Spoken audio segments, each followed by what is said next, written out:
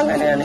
ഇനി എവിടേക്കാ ഞങ്ങൾ പോവാൻ? ഞങ്ങളെപ്പോലെ ചെറുപ്പം മുതൽ വളർന്നവരും ഒരാൾ പോലും ആ നാട്ടിലില്ല. ഞങ്ങൾ പഠിച്ച വിദ്യാലയമില്ല. ഞങ്ങൾക്ക് ഒരു എവിടെ എത്തിച്ചേരണ്ടെന്ന് ഞങ്ങൾക്ക് അറിയില്ല. നല്ല ഉറക്കമായിരുന്നു. ഒരു മണിയൊക്കെ ആയപ്പോൾ കറക്റ്റ് വീടൊക്കെ കിടന്നിങ്ങനെ ഇറക്കിയായിരുന്നു.